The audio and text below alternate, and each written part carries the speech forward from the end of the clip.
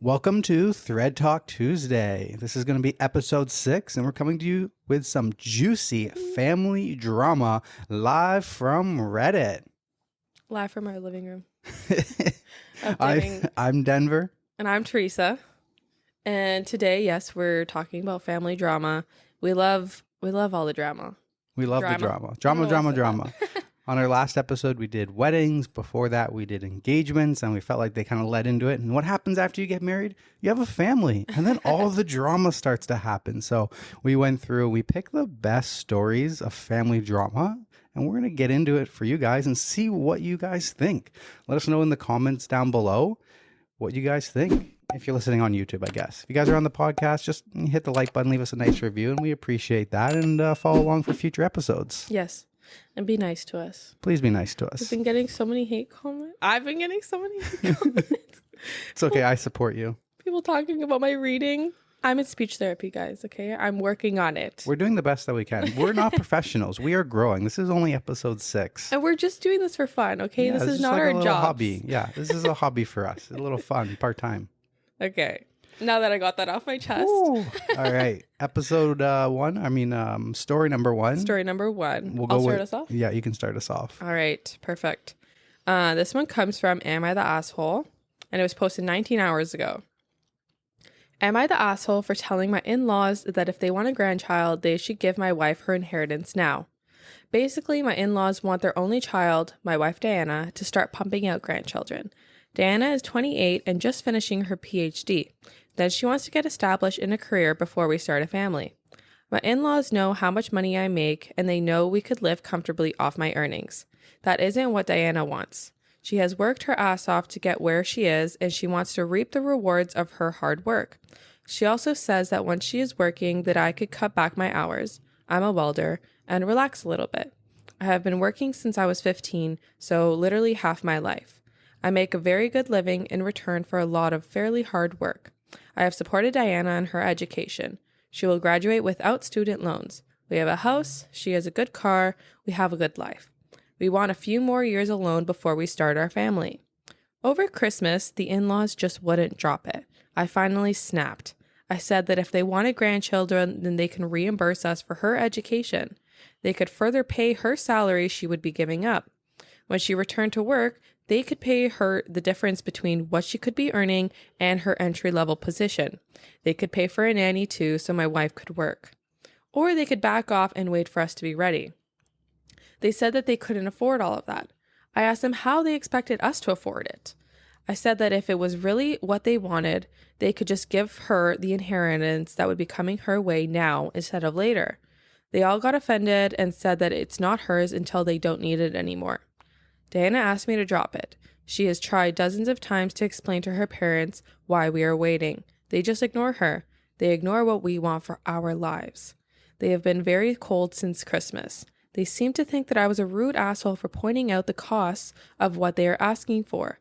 A lot of her family agree with them, and I went too far in asking them to pay if they want a grandchild now instead of later. Am I the asshole?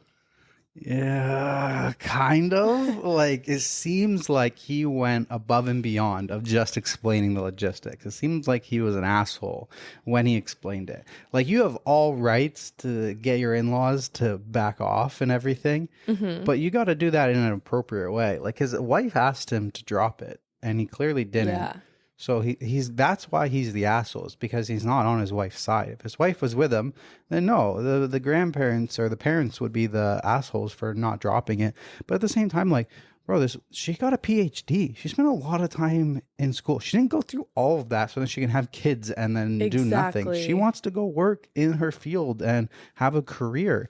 And he supports that. He put her through university, house, car. He's been providing. Yeah. Welder, making really good money, and they want to enjoy a career together. They want to be some dinks for a little bit and spend their money on some vacation and not diapers. Now, it's fair to say to the parents, listen, if you want to pay for it, sure. But at the same time, like, it's almost actually not appropriate to say that, because unless you're willing to, what if they did? What if they said, yeah, okay, here you go. She doesn't want to have kids right now. It's not a money issue. It doesn't actually, at the end of the day, it's not a money issue. He's using it as a cop-out, but it doesn't seem like it's actually a money issue. Yeah, I think like they did say they want to wait a few more years to have the like to start their family because they want a few years by themselves, which is totally fair. And honestly, I just cannot stand grandparents or family members getting in their kids or family's business about wanting kids. Yeah. It's like, let them do it at their pace. Yeah, exactly. I would get very frustrated with this. Listen, if you're the parent and you want a grandkid so bad, go adopt. Go adopt. Like, go have another child because that seems to be what you want. Don't force us or anybody to have grandchildren. Like, it's just, we're in 2024 for sakes. The age of people having kids is getting older and older. Yeah, like we're not pushing people, we're not pressuring people to do what you want, okay? Stop with your opinions. Stop asking when you're going to have kids. That question is out. There's nothing wrong with asking, and there's nothing wrong of, inquiring and stuff like that. But it's when it seems like they've been obsessive about it, and every single time they see them, that's what they bring up. There's nothing wrong with like after you get married or after you finish school or something like that. But like, oh, like what do you think? Like just inquiring on their future. Like there's nothing wrong with inquiring, but like ease up. Like it seems like it's repetitive, and that's what his issue is. I think it bothers me a little bit when people are like, "Oh, when are you guys gonna have kids?" Like, it doesn't bother me because that's people assume that's a normal thing. That's a normal progression of life. Well, no, not in this age anymore. Not anymore, but it is a normal progression of life. If people didn't have kids, then the human species would die. It's a normal thing for people to have kids. It's a normal thing. I just think people shouldn't be assuming that everyone's going to have kids. It's not assuming, but it's not wrong to ask. It's assuming when you're saying, when are you guys having kids? Not, are you guys having kids? Well, they clearly didn't say we're never going to have kids. Okay. It's that they want to wait. I know. I'm not talking about this story right now. Oh, okay. We're bouncing off the story. Yes. Okay. So actual overall vote is not the asshole, which is, I was surprised at that. I don't know. He's kind of an asshole. Like if your wife tells you to drop it, you have now become the asshole to your wife. Because that's the only thing that matters is your partner's opinion. It should be her place to say something to her parents. Well, it's not that he can't say it, but it's his place. He's part of the family now. But it's with respect to your wife. If your wife tells you to drop it and that's not what she wants, then yeah, you got to respect your wife's opinion, her feelings. I also kind of believe though, like if it were my parents giving us issues, I would not want you to deal with it. Like I think it's my place to be saying something about it. Like I think I could say something like once. Like if you have said it, I can reinforce and back you up, but I'm not going to go out of it and talk for you. I'm not going to get in my way and talk for you and everything. I will let you handle it. Will I have your back? Yeah. Will I say something if I need to? Sure. But I'm not going to be overly aggressive about it. Like it's going to be mainly your battle, but I'll help you. I don't mind saying something, but I'm not going to just keep hammering down on it. Seems like this dude went down, down, down, down. Yeah. Okay, so top comment is not the asshole. They have been reminded in very strong terms that it is literally none of their business. They have absolutely no say whatsoever in when you both choose to procreate. Yep. Stop being nice about it. They need to be put in their proper place. If they want a new baby around, their option is to adopt. Huh, you said that. That's where they have a say. Otherwise, they need to shut the fuck up and back all the way off. Honestly, yeah, I do agree with that. But, okay. Yeah, I agree with that too. But like I said, it comes down to how the wife feels. Yeah, I don't know. I think he's kind of an asshole. Because he is an asshole. He's not listening to his wife. I applaud what he's saying, and I applaud him standing up for himself, and I say hell yeah to that. But if the wife is saying, honey, don't, then that's where it comes down to respect and communication for your spouse. That's my opinion. Very true. All right. Like if I was sticking up for you, and you were like, thank you, honey, I appreciate that. Double down. I'll stick up for you again. I'll keep saying the same stuff. Yeah. But if you're like, babe, no, don't say that. And then I'm like, okay, all right, you handle it. It's your parents. Yeah. Yeah. All right. Moving along. All right. I got one. Am I the asshole for cursing at my niece when she went into my office when I specifically told her it was off limits to guests? My 28 male, sister, 33 female, is visiting me this week with her daughter / my niece, 13 female. I was excited to host them in my house as I haven't really seen my family much ever since I moved away from our home state for another career. For context, I'm a lawyer at a large firm. That means that I have to take my work home often, which is why I have a room in my house set up as an office. My office has privileged information about cases and clients. Long story short, when my sister and niece arrived yesterday, and after I helped them get settled in, I told them there's only one rule that I have for staying in my house. My office is off limits. Fast forward a few hours, and everything's fine and dandy.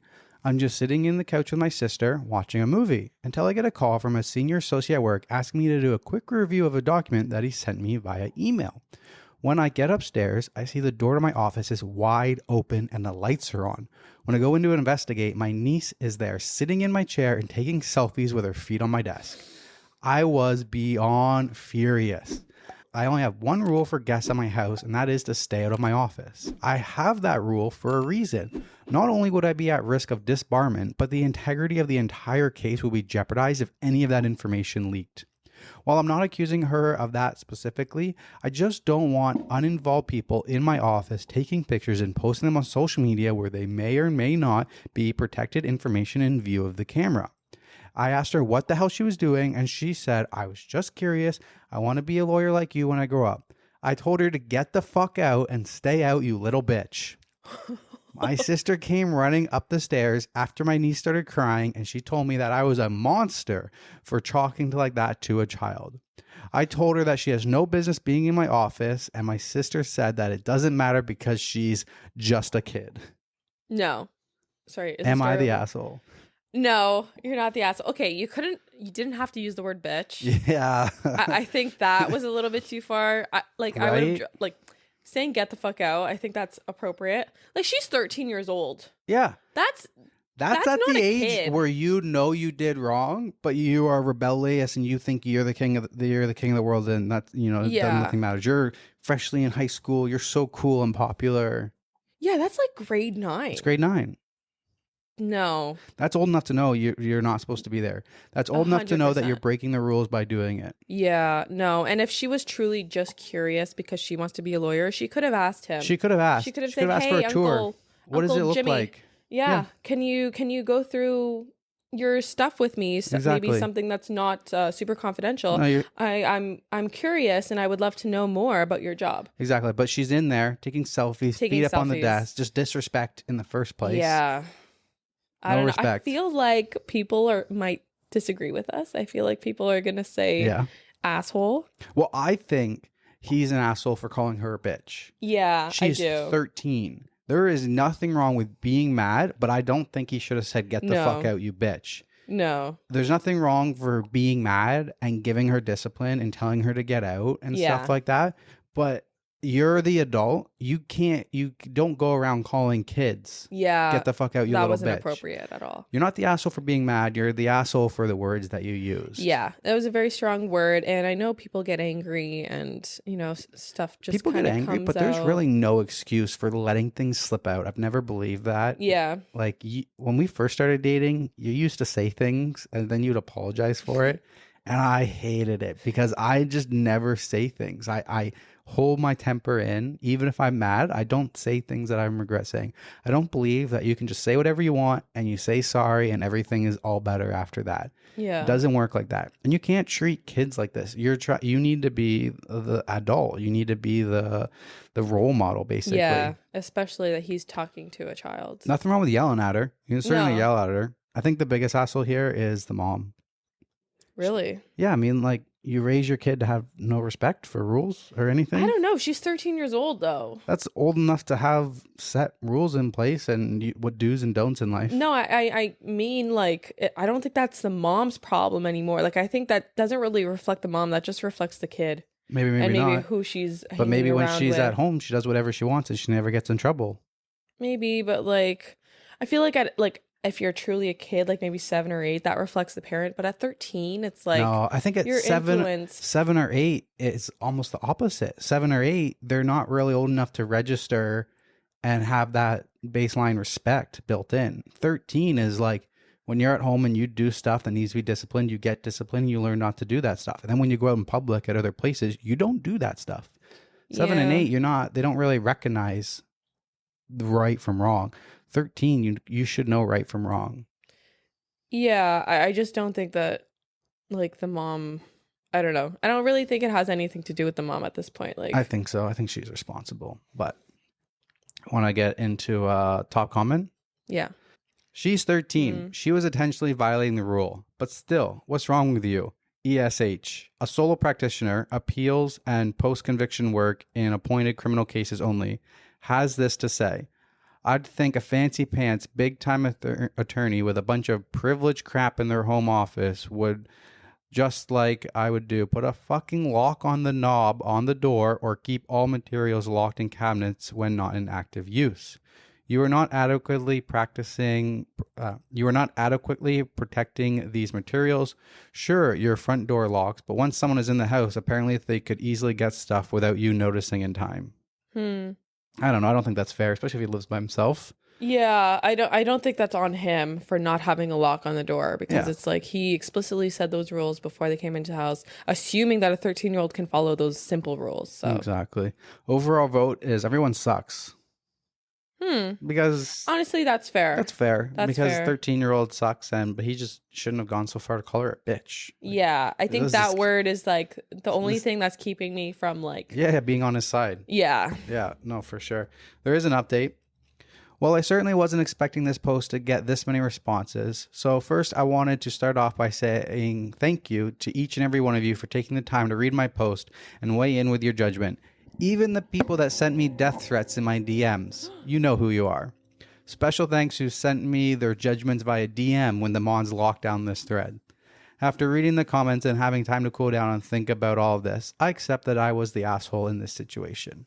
While I was right to be mad, I overreacted and made this situation something that it wasn't. This is also a wake-up call for me to stop being lazy and do a better job of securing my documents. I'll admit that the inconvenience of locking everything down led me to become sloppy. Not anymore. I've already ordered a lock for my office door and a fireproof safe for my paper files. My desk has lockable drawers and my computer is password protected. I'm also seriously considering a security camera. Last night, I probably spent 20 minutes apologizing to both my niece and sister. I promised that I would never yell at her or use that type of language towards her ever again. She accepted my apology, we gave each other a hug, and she apologized for being in the office. My sister forgave me as well. I also took them out to their favorite restaurant. My niece and I had a conversation over dinner about the importance of attorney-client privilege and the secure handlings of confidential information. Two things that are extremely important if she's serious about becoming a lawyer. She seems genuinely curious and I answered all of her questions as I could about the type of cases that I handle. When we got home, I decided to surprise her. I showed her around the office and I let her take another picture at my desk after I put away all my sensitive files, of course. Thanks, Reddit.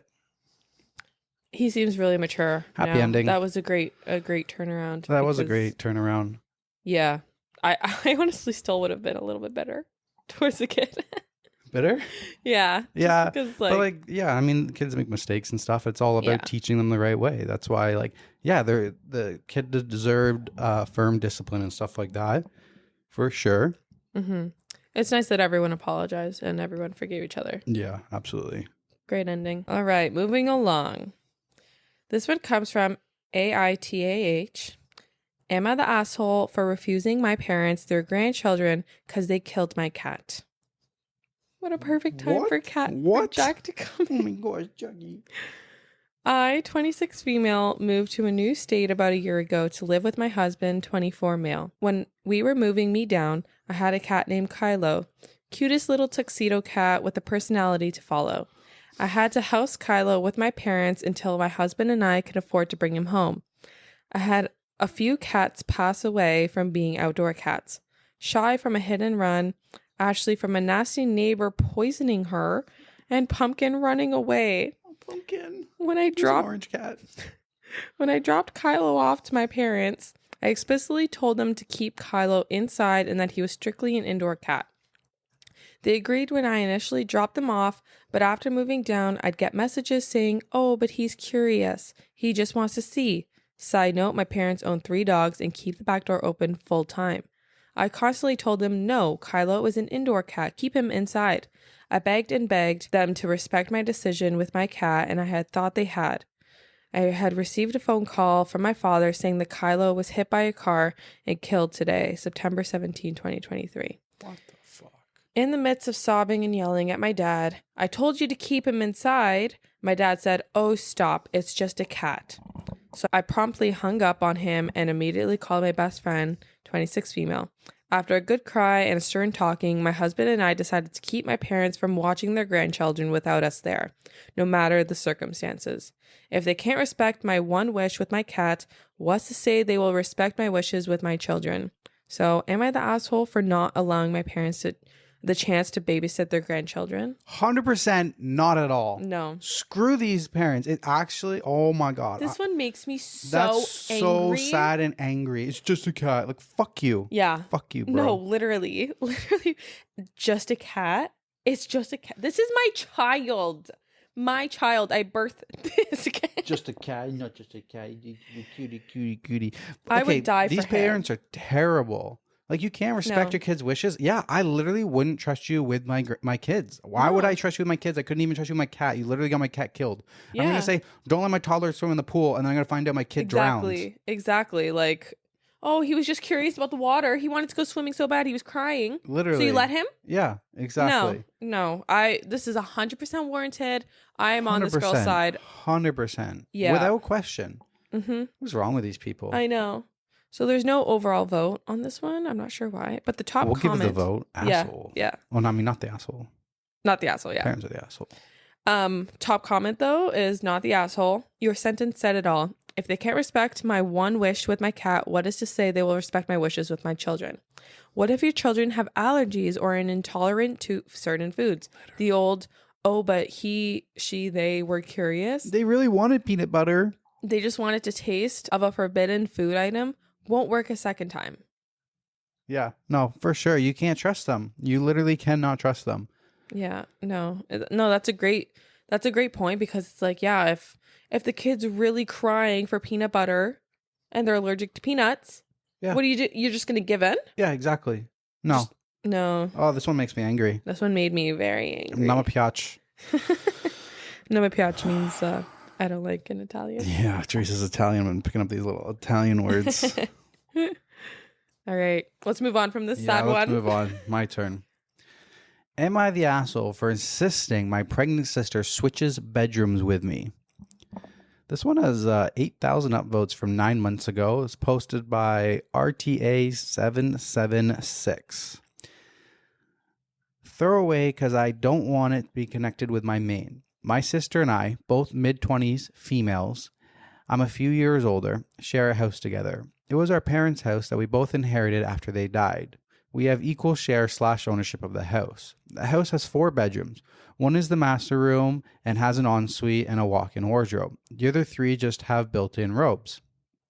When we both moved back in after deciding that neither of us wanted to sell, we agreed that she could have the master suite, but the 2 largest of the other bedrooms would both be mine. One is the actual bedroom and the other is for a gaming room for me. The last and smallest bedroom is a guest room. Her boyfriend has been living here for a while and she recently told me that she's pregnant. I'm not particularly looking forward to sharing the house with a screaming baby, but it's her house too and she has every right to be here and raise her kid. Obviously, the baby will need a bedroom, and I was expecting that to be the guest room. It is the smallest bedroom in the house, but it is still the same size as a standard bedroom. But my sister wouldn't go for that. She's insisting I move my stuff out of the games room so that it can be for the baby room. I told her that I'm not moving my stuff into the guest room because that wasn't our agreement. But she then informed me that actually I won't be able to do that either, as we would still need a guest room, especially with the baby coming, as her boyfriend's family will want to visit. So I said, fine, you can have my games room if you move into my room and give me the master room. She started crying and said that as a mother, she's going to need her own space and she deserves the master bedroom. I asked what she expected me to do, and she said I could just suck it up and keep all my crap in my own room. We were at an impasse and I can't get her to come to a real agreement with me. She keeps calling me a huge bitch and says that I should let her have both the master bedroom and my gaming room because she needs them more. Her boyfriend says I should just deal with it. That because I don't want kids anyway, I should just suck it up. My girlfriend, who also spends a lot of time here, is on my side and says my sister is being spoiled and an entitled little brat. Am I the asshole? Absolutely not. Right? What? Oh my God. This one is that's like entitlement too.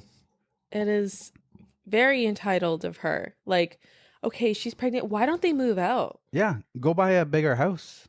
Why don't they move out? Because they live there for free. Because they live there for free. Okay, well, maybe you could sell the house, split the proceeds, and everyone could buy their own house if that's it. You made an agreement because just because you're having a baby doesn't interrupt your sister's life. Yeah, that should not affect her life at all. And just because she doesn't want to have kids, she should get. And that's reasonable. It's reasonable being like, okay, well, if you want this bedroom, then switch bedrooms with me. Give me the master bedroom so we're still on the same agreement. Just because you're having a kid doesn't affect her. Yeah, exactly.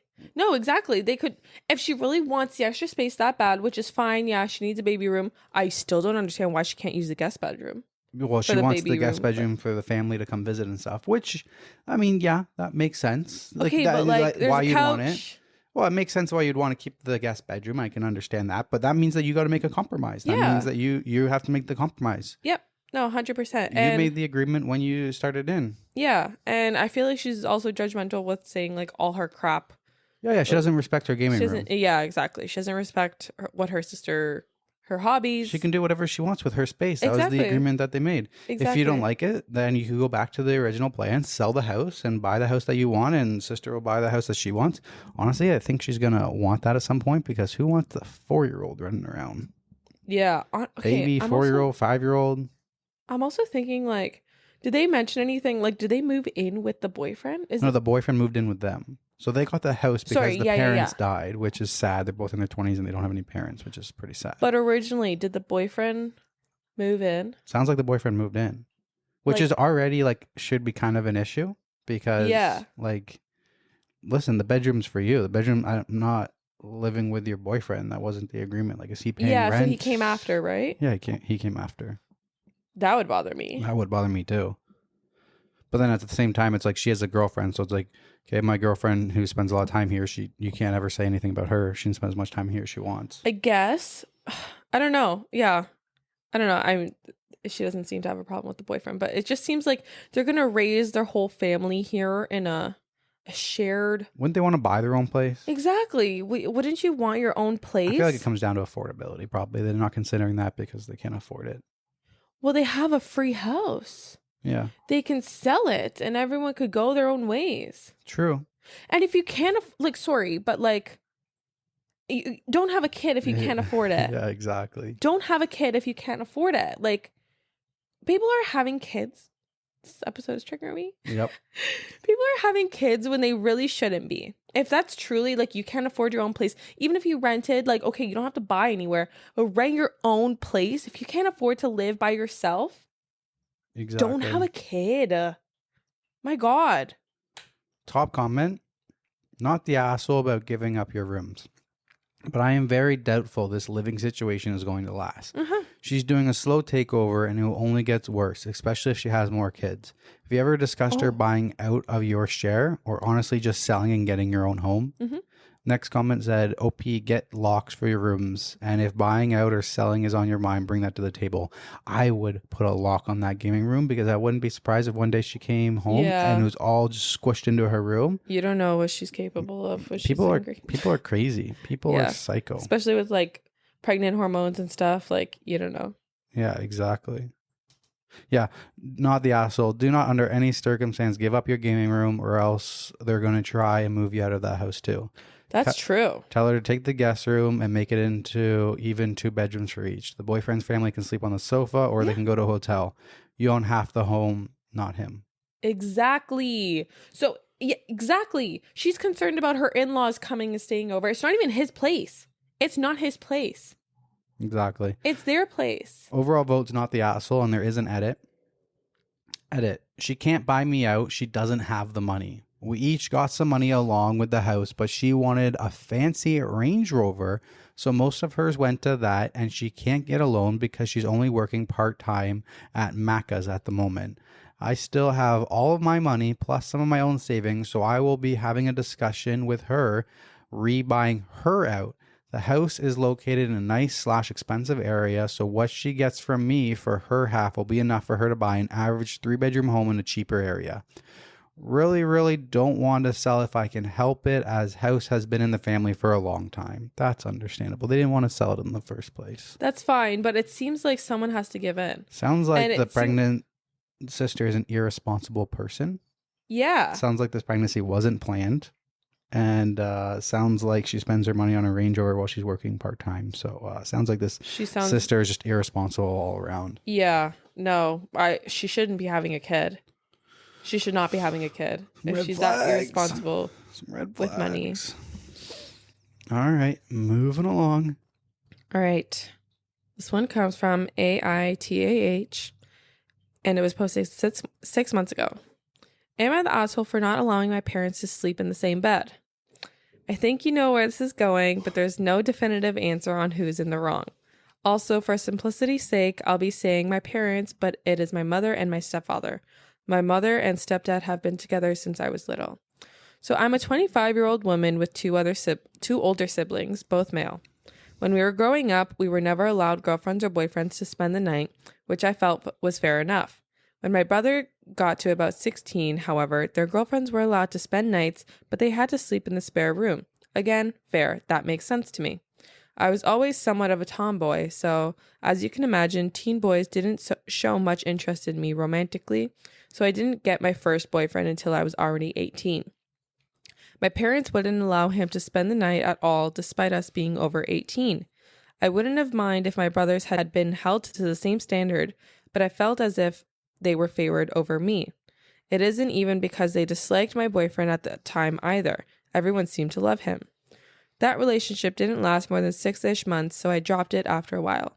I got with my now fiance when I was 22, and we've been engaged for a year. We're getting married in only a few months. Still, just like every time before, my parents wouldn't allow him to spend the nights until a few months after we got engaged, after I brought it up to them. It wasn't a conflict, but they knew I was irritated and allowed him to start using the spare bedroom. We moved in together not long after, so it didn't really matter. Now, I may be an asshole. My mother asked about wedding planning the first time she even contacted me since the move, and I told her I still had a lot to sort out, but I was getting through it, and she practically insisted on coming up to me and having a week of mother-daughter bonding time, where she could help me with the wedding planning. My fiance isn't a very social person and is happy to be the money bags behind the wedding decisions, He just likes to give his little opinions, and I'm sure to include them when he does. My parents arrived, and we spent the first day going out to dinner. I'd like to point out that the two aren't married and are steadfast that they won't be getting married again. Both of them divorced already, my stepdad twice. So as the night was slowing down, they asked me to show them to their room. I directed my mother to one guest room and my stepfather to another. We have a 3-bedroom with no kids, yet we have the space. My mother said that there was plenty of room in one for them both and instructed my stepdad to come in with her. I explained that, just like she told me, it was my house and I didn't want them sharing the bed in my house. I basically repeated word for word what she would tell me when I'd complained about my brothers getting better treatment than me when it came to their partner. I told her that actually they were in the same position I was in because neither of us were married. She tried saying it was different because they had been together for almost 20 years. I told them that it didn't matter because this is my house and my decision is final, just like how my mother would shut any decisions about it back then. I was sure to mention how my brothers were allowed their partners and I wasn't, but she claimed I was making it up. They stayed the night and left for home the next day, which I preferred because I was happy wedding planning on my own, and I haven't heard from them since. My grandmother has called me to tell me off for it, though, so I'm wondering if I'm in the wrong. Am I the asshole? Yeah, you are the asshole, but are you in the wrong? I don't think so. I mean, yeah, that's kind of an asshole thing to do. It's spiteful. I mean, you're the kid, they're the parent, they've obviously been together. But I mean, when you get a chance at karma, how to get your sweet, sweet revenge, I mean, yeah, I don't know. I think it's warranted, especially if you still felt spited so much longer. It's your house. You can do what you want. Do you want to be, are you an asshole? Yeah. Are you in the wrong? Maybe not. But you got to be okay with being the asshole when you do stuff like that. I fully agree. I do think she is a bit of an asshole. Yeah. No, that's definitely an asshole move for sure. But sometimes there's nothing wrong with being an asshole. You just have to be okay with the consequences. Yeah. Obviously, you knew you're going to piss your mom off and your father-in-law off, or your stepdad, not stepdad, whatever. Obviously, you knew that you're going to piss them off. So you just have to be okay with those consequences. And you really think anybody else is going to be on your side? You have to know that you're going to be by yourself. Right. Your grandmother doesn't know what you suffered through. So you can't expect them to be on your side. Everybody definitely going to think you're the asshole. Yeah. Well, because you kind of are. I mean, I think it's definitely warranted, especially because she was given different treatment than her brothers. For sure. Which is bullshit. The best part is that she basically used her words verbatim back against her. Yeah. And got her sweet, sweet karma. Yes. Very spiteful, very revengeful. I honestly, like, I think that the mother-in-law should be apologizing for how she... her parents. Sorry. Father-in-law and mother should be... Well, stepdad. It's not her real dad. Not father-in-law, stepdad. Yeah, that's what I mean. Like, oh, I see what I said. Yeah, stepdad. I think that they owe her an apology. I think that should have been a realization of how they treated her as a kid. Yes. And they owe her an apology from when they was a kid. And I think once they apologize for how they used to treat her, she should apologize for the stunt that she pulled. Mm-hmm. Because, yeah. I think that's how she expected it to go. So there is an edit. A lot of people are confused. At my mother's house, we were not allowed to ever sleep in the same bed, ever. Only months after we got engaged did my mother allow him to sleep in a spare room. Also, I said I don't mind the rules they have. It's their home, but it was a double standard for me. I had to wait until 25 to have my fiance stay at my house when my brothers could have whoever they wanted from 16. We were engaged by the time they let him. I was no longer a child, and it's not like I've been holding on resentment for years after it stopped, as some misguided people claimed. It was months ago it ended. Also, my intention was never to make them sleep the whole week separately. It was initially now the power is in my hands. Do you see the error of your ways? If they did, we could have moved on and laughed about it, and they would have slept in the same bed. Because they didn't and doubled down and started getting aggressive with me, claiming I was making things up, I stuck to it. I know I'm being assholey, but am I the asshole in the situation I'm in? Okay, yeah, you're not the asshole. You are assholey, and she recognizes that. And yeah, it's as simple as the mother recognizing that, oh, now that this is the situation, okay, maybe I was this way. And it seemed like she was looking for an apology. Yeah. And if she got it, she would have been like, okay, like... She was proving a point. She was proving a point. And she finally had the power to prove that point. And no, the asshole is your mom or your parents. For sure. For sure, because the double standard makes me so angry. It's obviously not like if that rule was put for everyone in the household, even her brothers, fine. I still don't really get it. Like at 25, you don't really get it because did you ever have anybody sleep over? No, obviously not. So when I was growing up, I don't know what the rule was for Madison and Kat, my sisters. Like they would have to weigh in on this of what my mom or dad did. But I remember Kat having a boyfriend. I remember Madison having boyfriends. I don't really remember any of them sleeping over though. But I know like I got kicked out when I was in grade 9. And then when I moved back in grade 11, I did try to have a girl sleep over one time. And my mom did not let me sleep in the same room with her. And I was very surprised that happened. And then later on, when I had my high school girlfriend, I used to always have to sleep in the guest bedroom. Whenever I slept over, I always had to sleep in the guest bedroom. And then her twin sister started dating like one of my best friends. And then I would wake up in the morning because once it was the morning, then I would go in, I'd say good morning. And he was there. He was always there. I'm like, dude, it's like 7:30. I woke up at 4 a.m. last night and I didn't see you in the one spare bedroom. Had like 2 pillow couches. I'm like, I never saw you. He's like, yeah, I don't go there. just sleep there. I'm like, what do you mean? He's like, in the morning when she comes in, I just say like, I woke up early and I came back over. Oh. I was like, wait, what? I've been sleeping on this couch for months. So I don't know what I feel like that's a fair rule when kids are kids of not, if they want to sleep over, they don't sleep in the same bedroom and stuff. So, but it all comes down to fairness between siblings. Yeah. The double standard because she's a girl. Like, I fucking hate that. It's like if your worst fear is like having sex and getting pregnant, like your son could still get someone pregnant. Yeah. And you're still going to be responsible for it. Yeah.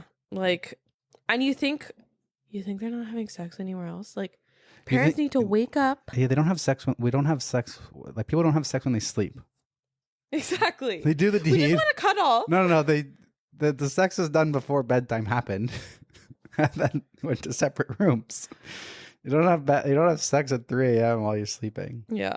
All that stuff happens between like 8 to 12 p.m. Okay. Or it's bedtime. Okay, you're missing the point.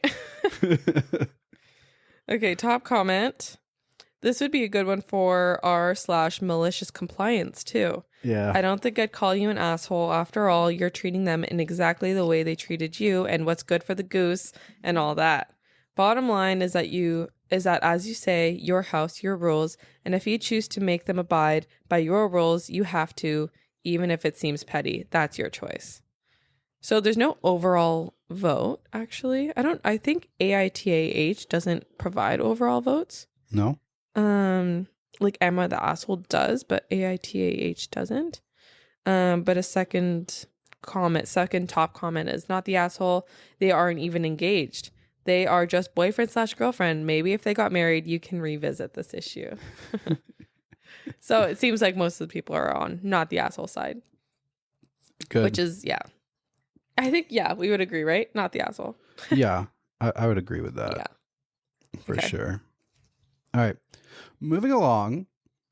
Am I the asshole for insisting my sister buy my son a new PlayStation? This was from 22 days ago. 5,000 upvotes. It's a pretty short one. My 10-year-old son gets a PlayStation for Christmas. My 4-year-old nephew stuck a piece of ham in the disc part and tried to turn it on. He also dropped a controller on the hard floor, damaging it very slightly. The PlayStation is okay, but I'd rather my sister buy my son a new one and take this in. My sister said I was being ridiculous and this one is still fine. I told my sister unless she buys it, I am not having them over again. Am I the asshole? Wait, so the PlayStation still works? Yes. Then yeah, you're the asshole. Think so? I do. Okay, I think this one's similar to the engagement ring getting flushed down the toilet. Yeah, I guess Very so. similar. No, you're responsible for your kids' actions and stuff. You are responsible, yes, but he didn't break it. So why does she need a new PlayStation? I think just because it's not broken doesn't mean that it's not broken. What do you mean? I don't know, like if it works fine, what's the issue? If it works fine, well, let me go into the comments and we'll get into it. Okay, well, the story doesn't explain that it's working any differently. Top comment. All of these you the asshole votes are killing me. Not the asshole. Sony won't honor the warranty if something goes wrong in 2 weeks and they open it up and see ham juice leaked everywhere in there. Your sister should have been supervising her child. When my kid was that age, I watched him like a hawk. Because 4-year-olds do 4-year-olds things, and I knew it was my responsibility to replace things he damaged. All that being said, you shouldn't be telling your sister the nephew can't come back until the PS5 is replaced. You should be telling her your nephew can't come back until she keeps an eye on him enough to ensure that he isn't damaging things in your house.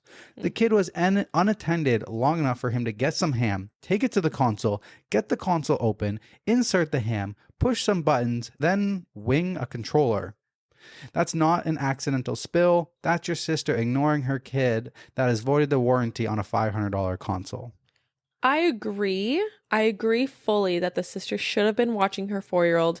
And also 4-year-olds are piss me off, man. Like, why the fuck are you sticking ham into a controller? For what? Literally for what? But okay, whatever. Besides the point. I still don't think, like, unless it breaks. But the thing is yeah, like people said in another one's comment, just because it works fine now doesn't mean the damage won't reveal itself down the line. Okay, any but juice at from the that ham point- could cause the PS5's components to degrade. That's fine. But then How at do you that point, how do you prove it at that point? what do you mean? Like a PS5 would work perfectly fine for over a decade. Like my PS4 has been like a decade and works fine. But if there's ham juice in there, maybe like 6 months later it's wrecked, and then who forgot about the ham juice and all that stuff? No. How would they forget? I'm sure No, they wouldn't I'd be forget like, about this situation. Here's your PS5. I would like a new one, please. That'd be like I don't know. That'd be like someone spilled orange juice on some brand new J's. Oh, you can still wear them as shoes and stuff. I guess. That'd be like I spilled chocolate milk on your Taylor Swift sweater over there. And I'm like, oh, it'll wash out. It will. But then it's stained. But then there's a circle patch. And I'm like, oh, that's only a small circle patch. Like you can still wear it. The sweater will still keep you warm. Okay, fine. I get it. Okay, good. That's a good point. Yeah. Okay. Yeah, I guess. Yeah, exactly. But the one thing that gets me is like, how does a ham slice get in a PS5? Like That's what I mean. That's what I'm talking about. Kids are so stupid. But no, how does a ham slice even get in a PS5? Because like I don't know how. I don't have a PS5. I have a PS4, but you have to push the disc into it. So like, I don't know how that would work. Like I don't think the PS5s like a open thin up. Slice of ham. Yeah, but I'm thinking that would be like too thin to push through anything. There's like a resistance flap to seal it. I don't know. I don't know the logistics. Kids do the darndest things. Yeah, they do. Wish I had a PS5. They're not $500 for Canadians. They're $800 plus 13% tax. Wow. Oh. Okay, so overall vote is not the asshole. Not the asshole POO mode. Interesting. Okay. Well, moving along. Teresa's turn. All right. This one also comes from AITAH. Am I the asshole for not inviting my sister to my wedding because she didn't invite me to hers? I, 24 female, am getting married in a few weeks. 7 years ago, my sister got married and I was so excited. I talked to her about the wedding, what dress I'll be wearing, and if I could help her plan it, and she was always dismissive. And a few weeks before the wedding, she told me that it would be 18 plus. She said she wanted to exclude annoying kids and made this rule as she can't make exceptions and all this crap. She also said I was too young for the adult atmosphere and whatever. My 18th birthday was a week after the wedding. I was devastated and I begged my sister to let me come. I really wanted to be there to support her. My stepmom refused to go to the wedding as a result of that, and my dad almost divorced her over that, amongst other things. I eventually accepted it and told my sister that I would not invite her to my wedding. She scoffed and laughed and said I was being immature and I'll forget about it. My fiance's dad owns a massive yacht company. They rent out yachts, make repairs, and sell equipment. The wedding party will take place on a yacht which can accommodate 200 guests. Damn. She asked me about the wedding and I flat out told her she wasn't invited. She said I was being petty and how hurtful I was and that her reasons were justified and it's in the past. To be honest, I feel she just wants to be on the yacht and not so much support me. I told her that she should have thought about that back then, and now she understands how I feel and that she's only jealous that my wedding will be better than hers. My dad called me and said I need to stop being petty and invite her to, and other family agree. I told them no, and after some arguing, they respected it. My sister is being a bitch about it on Facebook. Edit, a friend suggested I should make my sister delete all the Facebook posts and write an apology letter saying why it was wrong to exclude me from the wedding. I think that's cringe, but what do you all think? Yep. And then post it on Facebook. And I want a public apology on why you didn't invite me to your wedding. I want to post it on Facebook, and then you're still not invited. No, karma. I love karma. Yes, exactly. No, especially she was going to be 18 1 week after the wedding. It's so different if you're like 11, but you're 17. Like, come on. You're basically an adult that can't drink. Also, to say it's an 18 plus wedding, like, I think when people say no kids, they mean like 13 and younger. Yeah. Like, those are the annoying Not even kids. 13, like 10 and under, like 12, 11. Those like, are the annoying if you're in high kids. school, you're fine. You can come there.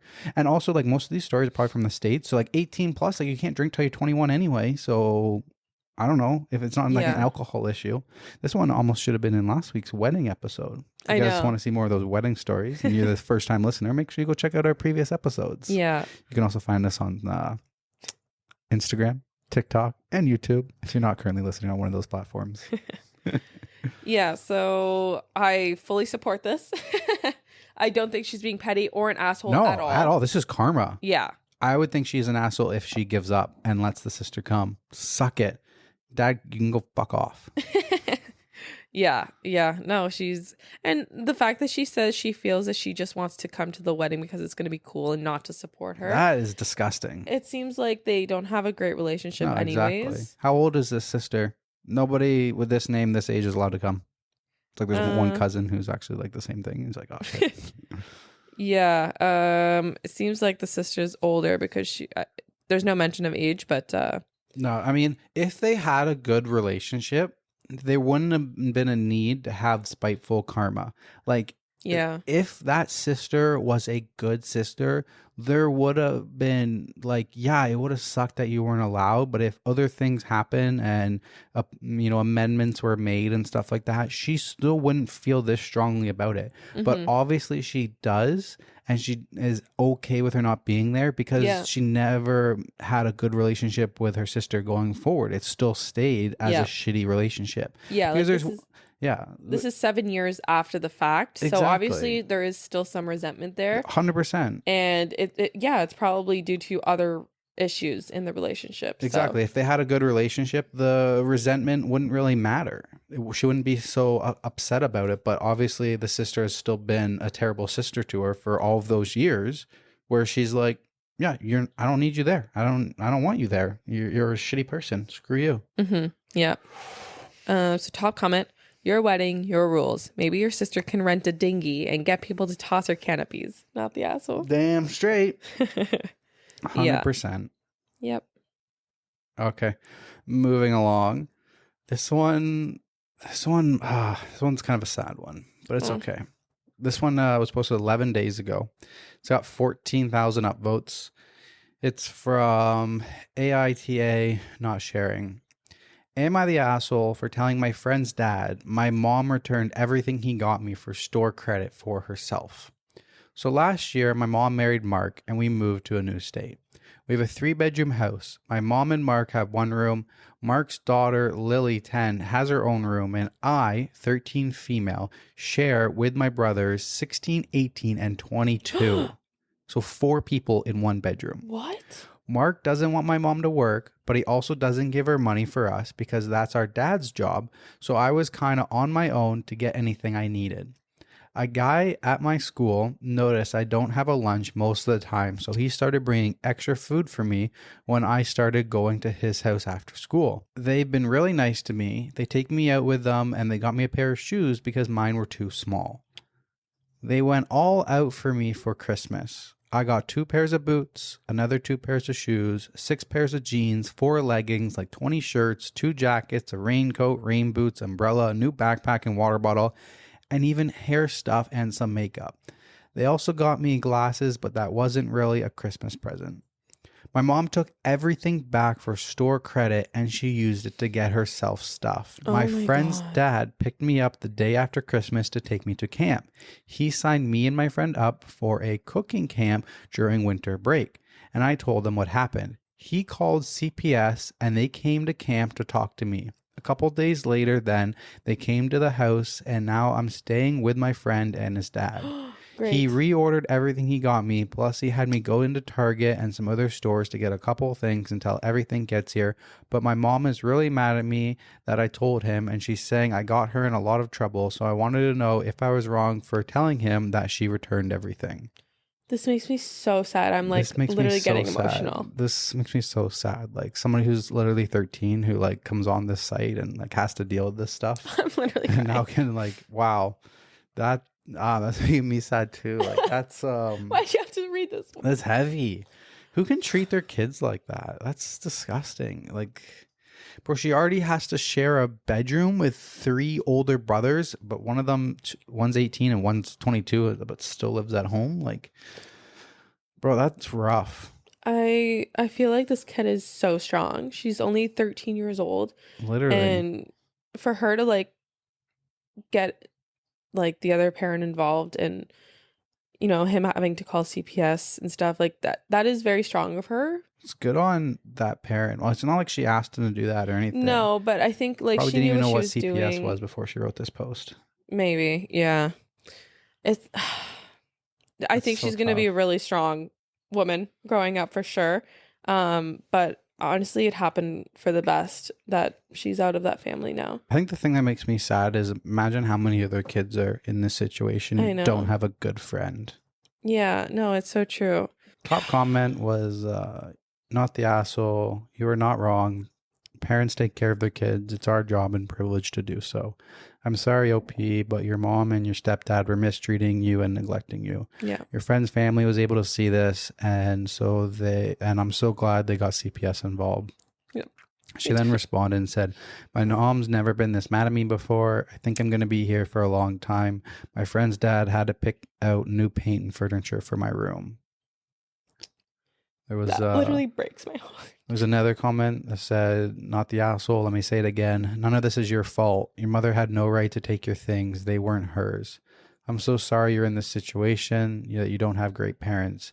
You did not get her in trouble. Her poor decisions got you in trouble. Did she not think that your friend's dad wouldn't notice that you were never wearing the stuff they bought you? Exactly. Even if you had told him that, he would have asked about it sooner or later. And where is your dad in all of this? Does he keep in touch and ask you about what you need? OP says, I think he's in jail. Haven't seen him or talked to him since I was little. Wow. So stepdad is also an asshole because he's like, They're all assholes. I'm not giving you any money for your kids. And she's an asshole for even being with him. Yeah, 100%. This is just, everything's terrible. This is and then terrible. who like steals from their kid like that? Like, that's disgusting. That's so disgusting. It's fucked up. So it made me so sad. Why is this one so heavy, this episode? Yeah. Okay, can we move on? Or do you have more? No, I don't have more. I'm just wondering if this person makes any other updates. For 13-year-olds to like go on Reddit and ask for help or like opinions. So it's crazy. One of them said, I freaked out when you said you had to share a bedroom with a male teenager and two men. She's like, I've shared a room and beds with them since I was 5. I didn't think it was a big deal. Yeah. She said, you shared bed with 2 adult males and a teen male. What the fuck? My oldest brother and I had the top bunk and my other brothers had the bottom bunk. So there was 4 people sleeping in 2 bunk beds? Oh my God, what the fuck? Oh, okay. Yeah, that's heavy and sad, and I hope that kid gets to live with her friend for a long time. Me too. Wow. That made me feel things. Yeah. Okay. It was a ThreadTalk first. Crying on the podcast. Probably many more to come. Yeah. Okay. This one comes from Am I the Asshole? Am I the asshole for leaving a family gathering because my family made me sit at a kid table? This is gonna bring up our spirit a little bit more. Okay, for context, I haven't seen my full family together in quite some time, so they set up a get-together at a park today. My family gathering includes me, 22 male, my brother, 21, my sister, 25, her husband, 29, and their 2 kids, my dad, stepmom, and her kids, 6 and 9, aunt, uncle, my 2 cousins, 15 and 20, grandma, and grandpa. I get there with some picnic items. I brought a quiche and the cups, and see a few family members setting up. I said hi and helped set up the tables and set the food out. We talk and play games while others show up. When everyone gets there, we sit down to eat. I sit next to my dad and get a weird look from my aunt as she says to me, "This is the adults table." To which I reply, "I am an adult?" She tells me that the first and second generation are considered adults and the third and fourth generations should sit at the kids' table since we don't have much to contribute to adult conversations. I tell her that I can drink and that I drove here, that I pay rent and have a job, so how am I considered a child? She says that until I have kids of my own, I'll have to sit at the kids' table. According to my aunt, there are 8 children, ages 6 to 22, and 8 adults, ages 25 to 75. So I should just sit at the kids' table since it'll be even. But there's plenty of space at the adult table, and I don't want to be stuck with 5 literal children. She still disagrees, and at this point, my uncle and grandparents back her up. So I say fuck it, and I take my quiche back, tell him to have a nice day, and drive away. I get a few texts telling me to come back by my dad and my grandparents. I ask if Aunt is going to apologize, and they ask, for what? That was enough for me to disregard their other messages and calls until I got home, where I am now. I feel shitty that I may have possibly ruined a nice family gathering, but feel my family doesn't respect me at all, enough to say that I'm a child and apparently have the same mentality as 6-year-olds. Am I the asshole? Absolutely not. What? I would have blew up Bro, more. I would have blew up more. This aunt is the biggest bitch, and then everybody else is a fucking asshole for being on her side. It doesn't say the age, right? But he says he or she, whatever. It says He's 22. Oh, he's 22, so he's old. He's not. He's an adult. He's an a adult. full-blown adult. You're a full-blown adult, and if there's room, it's one thing. If there's no room, whatever, you're still pretty rude that you can't make room. Yeah. But no, not the adult. This family sucks. I would cut off from this family. I would be like, I'm not coming to any future family gatherings. I wouldn't go. Why would I want to go anywhere with them again? I would not go back. That's ridiculous. It's one thing if there was like a couple other people that were all part of it and the table was full and it's like, this is the adult table. But even then, it's not like this is the adult table. It's like, this is where I sat down, like whatever. Like, yeah, exactly. It's like, I don't have a problem sitting with kids. That's not an issue. It's just that you're dividing it. Adults, first and second generation, compared to kids, third and fourth generation, and you're not, like, they're claiming that you're not an adult and you are not allowed to sit here. That's bullshit. Fucking boomers. Fucking boomers for real. Like the entitlement. Well, my family would never do that. Like No. I do remember like there was kids tables at my family functions, but it used to be fun to go to the kids table when you're a kid because the other kids were there, and sometimes there'd be the older cousin who was cool and like, oh, he's still at the kids table, he's so cool, he's like whatever. And then when I became older, like when I was like 18 and stuff, I was that old cousin who was for my second cousins and stuff like that. I felt cool being the oldest kid at the kids table. Like, it's fine if you want to sit at the kids you want table. to sit at the kids table. Fine. There's nothing wrong with having a kids table and an adult table because they're completely different. But you can't tell someone who's bringing food, who's participating, who is actually an adult, that they can't be there because they're not part of that gen. And not to have your parents stick up for you and be like, yo, don't treat my kid like that. What are you doing? Like, he's a full-grown adult. Like, he can sit wherever he wants. He made a freaking quiche. He brought Are any food. of your 6-year-olds making quiche? Exactly. Good thing he took the quiche with him. Yeah. And then they couldn't even apologize and stuff like that. No, they're all the assholes. Asking the aunt to apologize and saying, for what? For what? What do you mean, for what? For what? Suck a dick. Fucking rude ass family and stuff like that. Is there an update or anything? Overall vote is not the asshole. Good. Edit. This really blew up. Thanks for the awards and all the positive comments. And no, this doesn't mean that those bridges are burned. Family is family, but I'll make my own private table with blackjack and hookers next time with VIP access. Oh, they're burned to me. I know. Last thing I want to say is that you just lost the game. I don't get that. Yeah, I don't get that. But you're burnt to me. Like, why would I want to go to another social gathering again with my family when you're going to force me to sit at the kids' table? Like, it doesn't even sound... It sounds like he was the first child born. He's the oldest one, and everybody else are literal children. It sounds like he was... The dad was the oldest sibling. He was the only one who was a kid, and the rest of them are all, like, 8 and stuff like that, or something like that. Literal kids and stuff. Well, there's a cousin that's 20. And was the cousin forced to sit at the kids' table? So I'm wondering, like, if he had a problem with it. There's no mention, obviously, but... Yeah, no, that's rude. Like, you're an adult. It's one thing if there's no more room, but even if there's no more room, it's like, I was sitting here. So what, Grandpa? Go enjoy your grandkids. Like, there's really no... There's nothing wrong with having an adult table and the kids table because the kids are kids, but doesn't mean that nobody can go sit wherever they want. Like, yeah, it shouldn't be so like if you're a divided. Kid, if you're a kid and you're like 10, you're like, oh honey, your seat's over by the kids table, go whatever. But when you can hold an adult conversation and stuff and make a quiche. Exactly. Did you ever have any family get-togethers in like a park? Never Ever. you know, you're Italian and you say that your family side is like so big and stuff like that. No, I never said that. But like people say Italians are so big and stuff. But Yeah, like Italians usually are, but mine isn't. like your biggest family get-togethers have not been bigger than my family. My family get-togethers. No, I agree. Yeah. We used to have every summer we used to go to it was the Robertson get-together. So it was my dad's mom's side of the family. So every summer we had to go to this park. I remember had a pool there, and it was all these people. I didn't know who the hell they were.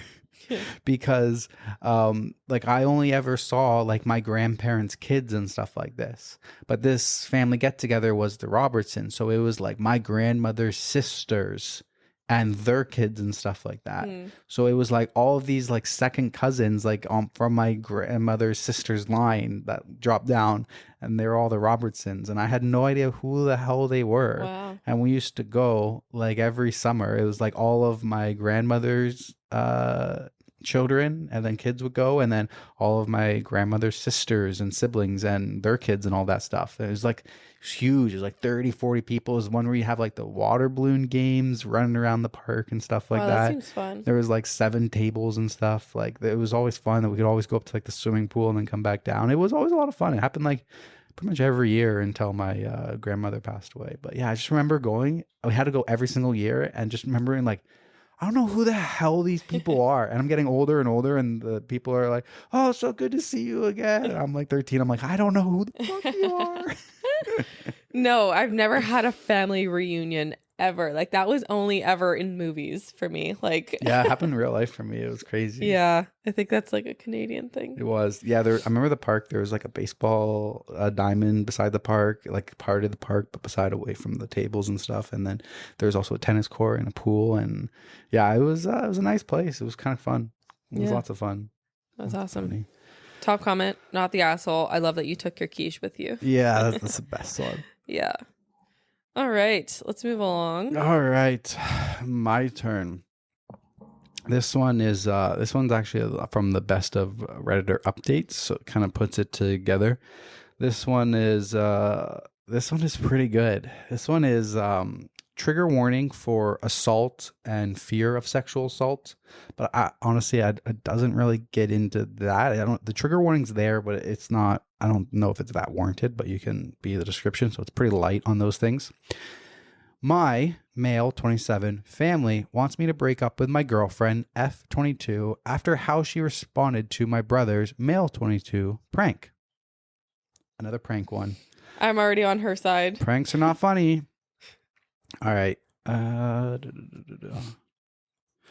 Reddit. Long-time lurker, first-time poster. I know how this title sounds, but I could honestly use some outside perspective since anyone else I could ask is biased towards the situation. I have been dating my girlfriend Lola for about 2 years now, and overall things have been great. My brother Ian has always been pretty weird whenever she comes up or is around. Ian and I are very close, talking to each other daily, but the conversation will usually change gears right as I start talking about anything Lola related.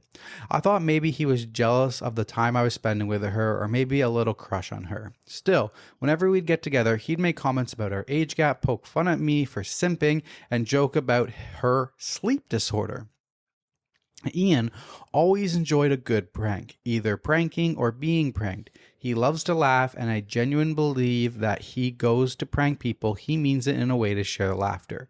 When he's tried to pull little pranks on Lola, though, he does things that he figured out triggers her disorder, like making sudden loud sounds, jumping out to scare, or one time I caught him before he was going to do the shaving cream sleep bit while she was taking a nap in the guest room.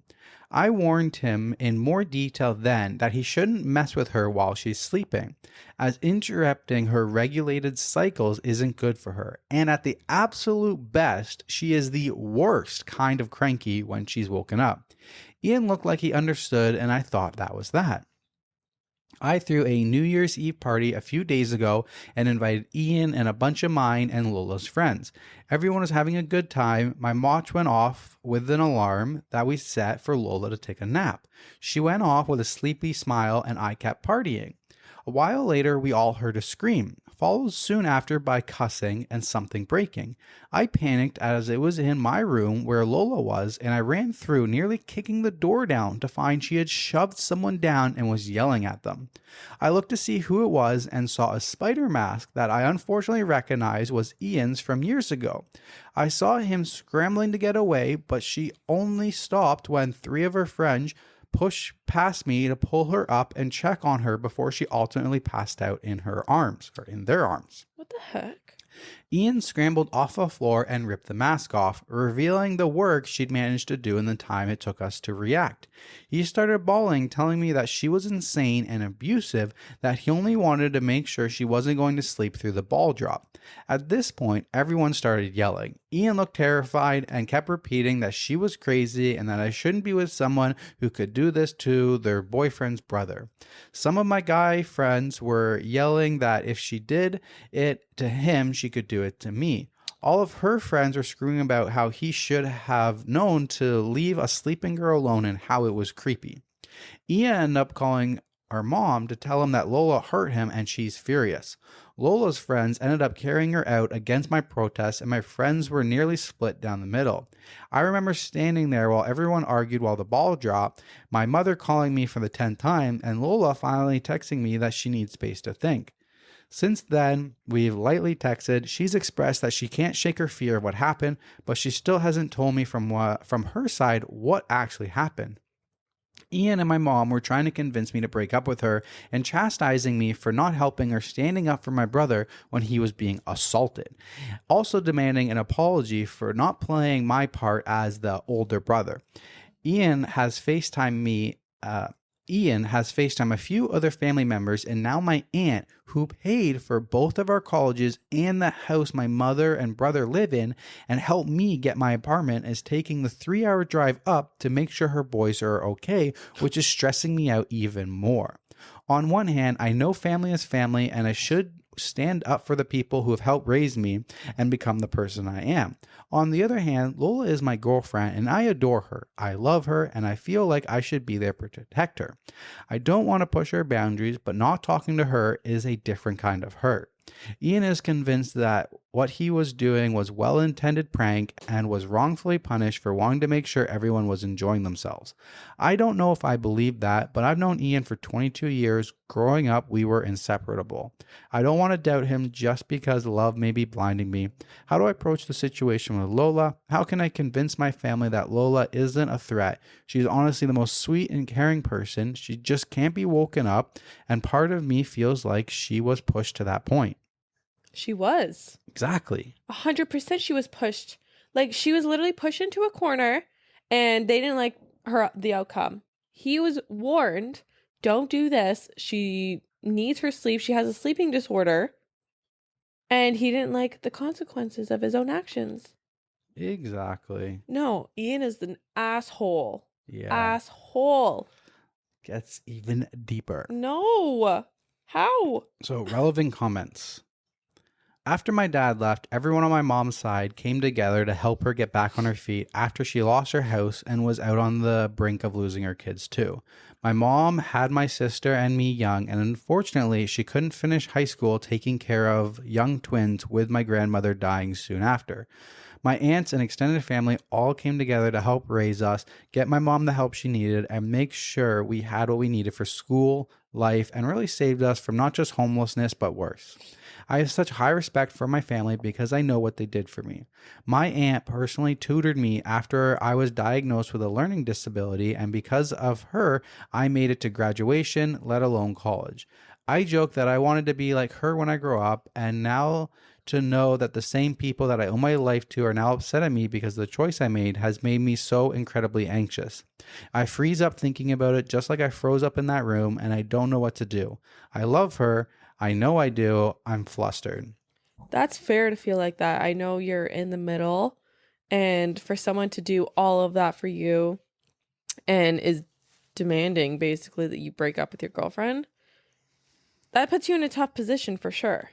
Yeah, it's very tough. Like, I would appreciate everything. Yes, like, of course, like, that is a big sacrifice for your aunt to make for us. Mm-hmm. But at the same time, she probably doesn't know the full story. We're going to get into that. Yeah, exactly. And if she does know the full story, she's still telling him to break up with her. She's wrong. Exactly. You have to stick up for yourself. So the next thing, what makes Bro's behavior even worse? One of her friends from the party just texted me to chew me out for choking up at the party instead of standing up for Lola.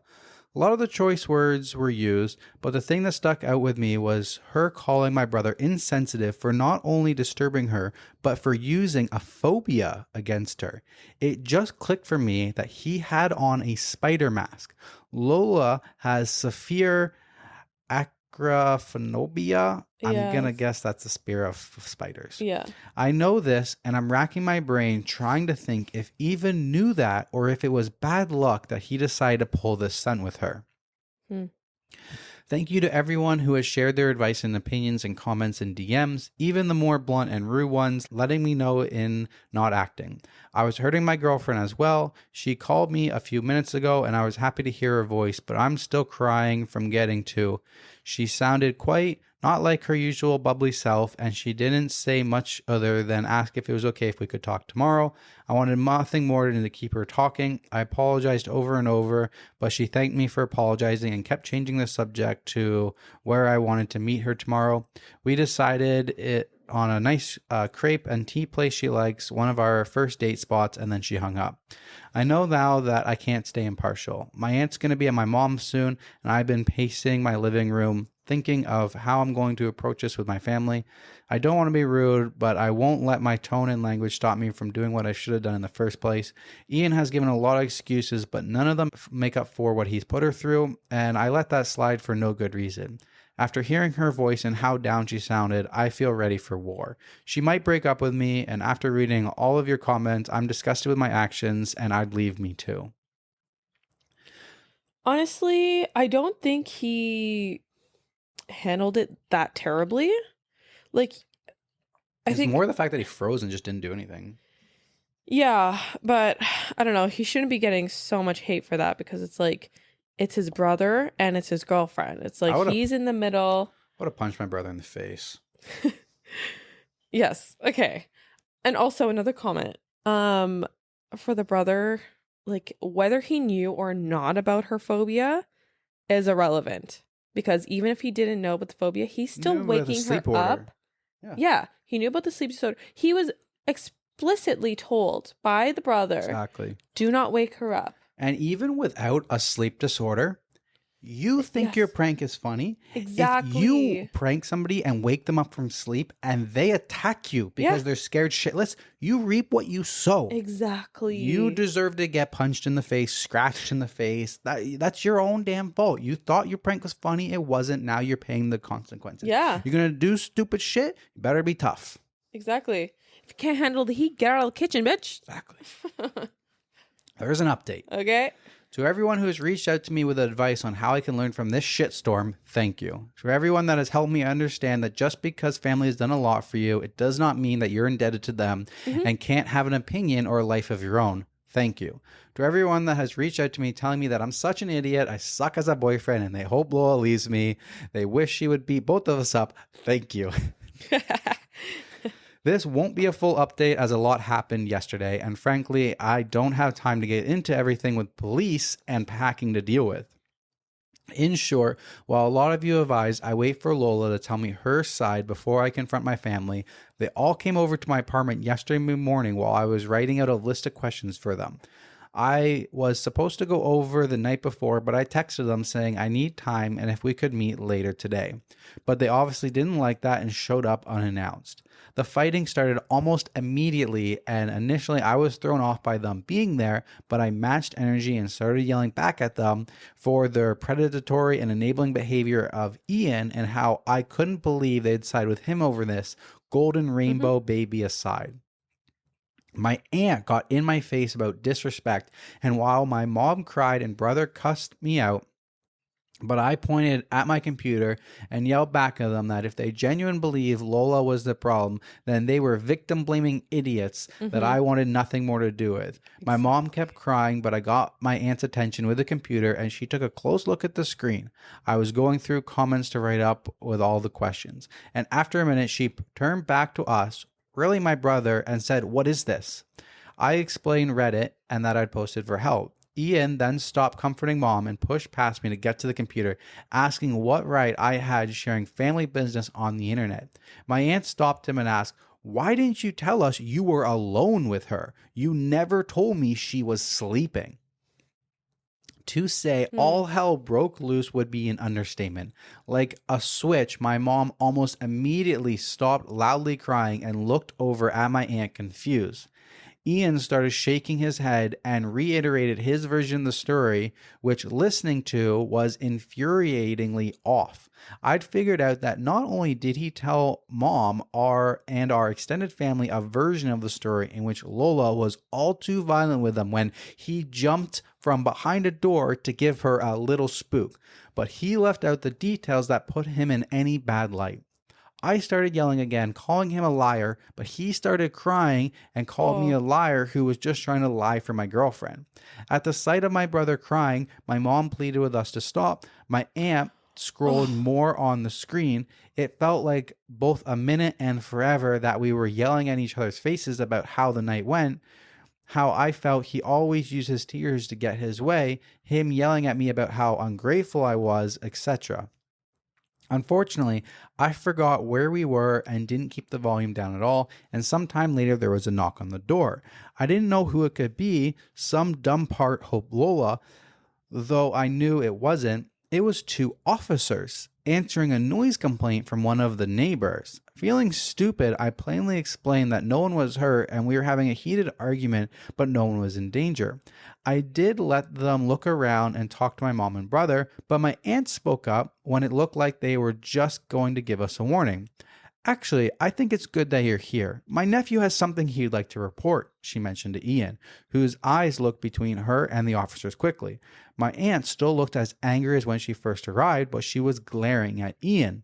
"You know, hypothetically, if someone touches or hits you without your permission or justified reason, that's something you can and should report. Is there anything you want to say?" There was silence. Eyes moving to everyone looking around the room. My aunt didn't look encouraging in a report. It hit me that she was calling him out. I stared at him. His eyes were bulging. He looked as panicked as the other night, and he was trying to get away from Lola. One of the officers asked if everything was all right, and like clockwork, Ian started bawling his eyes out. My mom asked him what was wrong. I told her she had to stop babying him. He was lying to you guys, and my aunt asking him again if he had anything to report. "You were up in arms against this girl this morning. Where'd all that fire go? Did she hit you or not?" It took a while of us pushing him, but he finally admitted to the room that he didn't have anything to report because he didn't feel like she'd be rightly prosecuted. His next story sounded closer to the one that I knew, where he admitted to knowing Lola had gone to sleep and wanted to scare her so she'd wake up. I still don't believe this reason why he wanted her up. That he put on the mask. I asked him if he knew she had a phobia, and he said he knew she found them creepy, and that no one else in the room was with him. He couldn't get any of her friends agree to the prank, so he did it himself. He said he started making sounds against the wall. The bed was against the wall, and then got close to scream in her face. What he the said, fuck? Yeah. He said she woke up and surprised him because he thought the stress and panic would cause her to scream or hide, but she went for his throat instead. Good. He described his beating to everyone in the room, some of which I saw had the officers look at each other and then back at them, or back at him. That's when I pushed the door in. The door wasn't locked. I just panicked and didn't think to use the doorknob properly. I just threw my body at the door, and the rest of his story is what I was there for. I'm sure if the police weren't there, I'd have hit him. I know I would have. My mom started crying again even more when he said she was sleeping, a fact that changed his entire story, and my aunt chewed him out.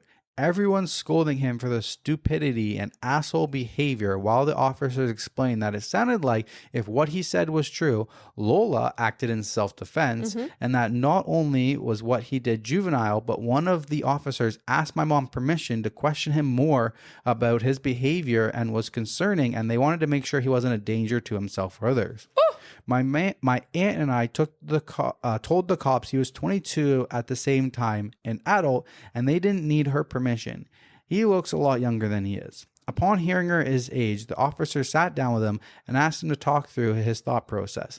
And the other officer explained to my mom and aunt that Lola could press charges given Ian's story. Yep. My aunt still looked pissed while my mom cried about being confused and over her baby. My mom literally looked at me and said she didn't understand how her baby could do this. I already knew I was in deep in the bullshit of this family, but I realized that I couldn't grow in the earth that poisoned me and I needed to get away or I was actually going to get better and stay better. My mom kept fussing with my aunt and my other uncle on the phone, crying over the drama while I texted a friend of mine who lived across the city if I could stay with him. I was feeling overwhelmed with all of them and didn't want to be within a few minutes of the source of the problem. I also wanted to give myself space to think and understand with a clear head. I'm typing this between breaks of me packing. My aunt saw me in my room doing this, but she didn't stop me. She only asked if I'd spoken to Lola about this, and I told her I hadn't yet, but I had plans to later on. She told me she was sorry for believing my brother without listening to any other account and that she hopes Lola is okay. So then it was just me in the apartment. The cops left after taking a statement from my brother, and my mom left with my brother. Still crying, my brother calling me an asshole, the world's worst brother, and my aunt gave me a hug, apologizing again for how she and her sister acted, and told me that I didn't owe her anything and that she would like to know that Lola's okay. With everyone gone, I went to my friend's house, and I'll be there until further notice. He couldn't make it to the party, but he heard about it from multiple people. As for Lola, yes, we did meet yesterday. As excited as I was to see her, I know that most of you were telling me she was going to break up with me, so I'd been preparing for that. Whether I ended up single or not, I wanted to make sure she was okay above all else. I know I don't deserve her as a girlfriend, and I'd much rather she not be with me if that meant she was safe. She brought a friend with her, and we sat down and talked. I showed them both the Reddit post, and Lola asked for me to not share any more information about her until she feels ready herself. She's on Reddit for gaming and general scrolling fairly often, and let me know that if she came across this story without me telling her, she would have been pissed. She did, however, read a lot of the commenters worrying about her and wanted me to express to all of you that while she's upset, hurt, with mixed emotions, she is overall okay.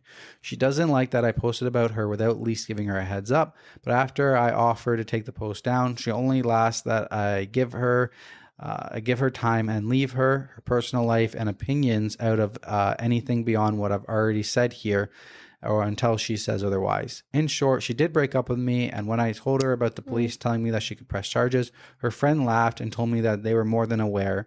She thanks everyone for their concern and told me that she really hopes we both learn from this. This section was approved by her. So yeah, unless I'm forgetting something here, this is all I have / can give right now. My mom has been calling and texting me, telling me that this whole ordeal has made Ian and her a wreck, and she can't believe that I'd let a girl do this to us. I blocked my brother right after he left my apartment, and I just blocked her. My aunt has let me know she'll talk to her, but I don't know how that's going to go. I understand that it isn't what everyone wants, but none of this is anything I want either. To everyone who has nothing but bad things to say about me, I get it. I'm an asshole. I appreciate any and all advice I've been giving, and I'm going to be taking a break from not only the BS in my life, but this Reddit stuff. I know I have a lot of growing up to do, and I can't do it in this environment. Thank you again for everyone. Wow. That was so long. Yeah, that was a long one. Oh my God. Okay, no. I don't think he's very self-aware. Yeah. I don't think he's much of an asshole. I don't think he's really an asshole. He just kind of froze and didn't really understand what was happening. Didn't know if he should back up his brother or his girlfriend. Yeah. So I don't really think he didn't really do anything that was an asshole. He just wasn't a hero. Yeah. Wasn't like a big hero or anything like that, but he wasn't he wasn't like really an asshole. No. Yeah. Cut the mom off, cut the brother off. Aunt is a slay. Yep. I love that she called him out in front of the cops. Yeah, me too. Yeah, that was. I had a feeling she didn't know the full sounded story. like it, right? The person who's always the shit disturber never tells the full story. They only say what makes them look like the victim. Yeah. But now even the mom knowing the full story, and she's still like, how can you let a girl come in between the family like this? Yeah, Wah, wah, exactly. wah. Wah, wah, wah. Boo freaking who? Golden child syndrome. It wasn't the girl that got in between the family. It was your stupid son acting like an Stupid son's idiot. actions. It was a son, and honestly, I think he needs help. Everyone thinks pranks are funny until they get hurt, and then all of a sudden they're the victim. Exactly. They always want to play the victim. They've always been warned in the past to stop doing stuff, stop the pranking. Yep. It's like those YouTube prankster people who do all these pranks for YouTube on unknowing victims in public, and then they get hurt. Yeah. Don't mess with people. Yeah, it's like, can we just all agree to stop pranking? Cancel the prank culture. Cancel prank culture in 2024, okay? Like, there's difference between pranks and your shitty idea of pranks. Like Impractical Jokers, where they're pranking Harmless, with their words are pranking and stuff. And then the pranks with the what's the other one? The silent prank show. Silent Library? No. There's a silent prank show where they come up with like skids, but it's not really prank. It's not like pranking someone. It's like making impossible things happen in front of them. It's like a pranks, like funny things. I don't know. There's like the one that I just watched recently. They never ever talk. It's always silent with funny music. But like an old lady goes. There's like a sign that says Fountain of Youth, and the old lady walks into the water. And then when she gets down, a scuba diver's there and gives her a mask. And then a young version, the same clothes, come up from the water. And all the people are watching like, what is happening? Those are funny pranks. Yeah, I guess. These other people's pranks ideas where they actually like affect people and throw pies in their face and stuff. Not funny. Not funny at all. Not funny. The mom is going to coddle that son forever. He's 22. She already has been. She Yeah. already has been. And the son is never going to grow up. Son is going to be a mama's boy. Nobody's going to want a boyfriend who just pranks him all the time. Exactly. It's... All right, moving along. This one comes from Am I the Asshole? Am I the asshole for excluding my adopted sister from family photos? This is a throwaway and I'm using fake names.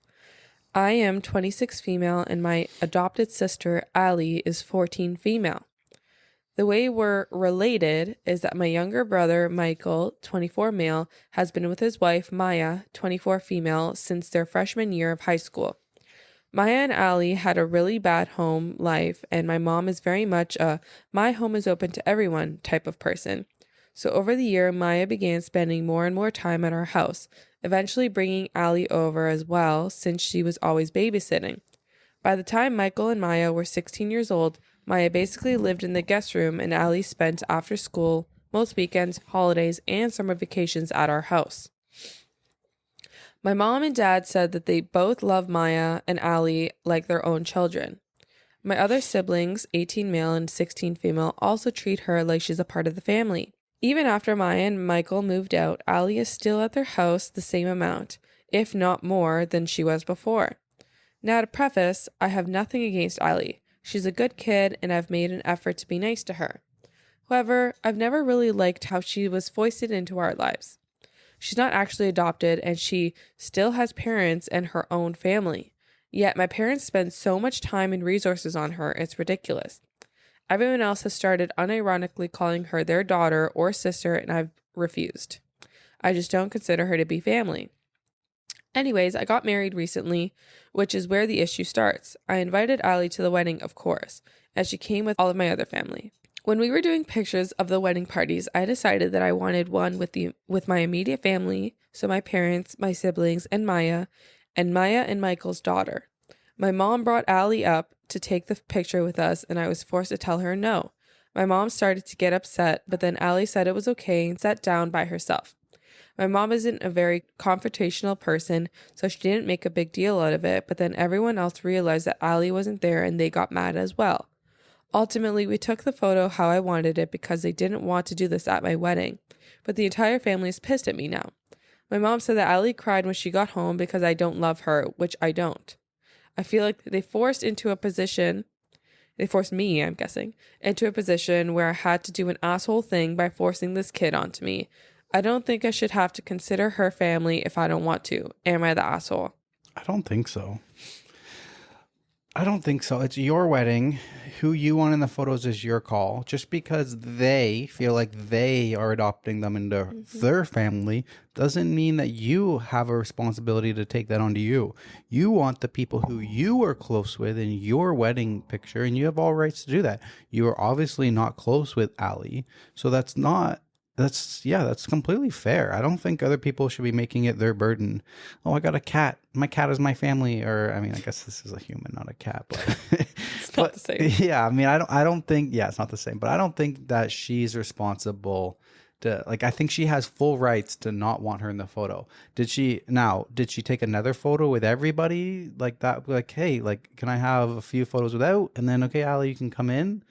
Like, or was Ali just never allowed in any photos? I think you should let Ali in on the second round of photos. No. After you got your main ones. Yeah, I think she was. I think it was just like she wanted to do one with her immediate family. Yeah, there's nothing wrong with that. No offense, but when I consider immediate family, like, I wouldn't have wanted my brother's kids in there either. Yeah. Either. I think that's where maybe if she had drawn a line like Maya and whatever, like, I don't even want your kids in there, just brother and spouse, leave the kids out, would have been probably not as big of a shock to not ask Ali to be there. But I mean, hey, it's your wedding. You get the photos that you want. That's no problem. And I don't think that she should be forced to put the other person in there. Not immediate family. I don't think she's the asshole. I agree. I think everybody else is the asshole by forcing these expectations onto her. Yeah, I agree. Like, it's totally fine. I understand Ali came from a bad, like, upbringing with her family, and they took her as her own. Nothing wrong with the parents for helping out and being supportive and giving her a better life and stuff like that, but that is completely fine. Yeah, I don't think it should be forced onto this person. Yeah, and if, like, I don't think she could have handled it any differently either. Like, I don't think she was rude about it. I think she just said, like, oh no, like, I just want immediate family. Like, I just want my actual family members. Actual like, family. And that's fair in my opinion. 100% fair. Guess what the overall vote is? Probably the asshole, but fuck Reddit. It is asshole. This was shocking to me. That's rude. Yeah. Okay, so there's a couple edits I haven't read. Edit 1. After the ceremony, but before the reception, the wedding party, and both of our close families took photos. I did not include Ali in this photo session, as she sat with the rest of the regular guests waiting for dinner. I did not intentionally exclude her from any of the photos taken.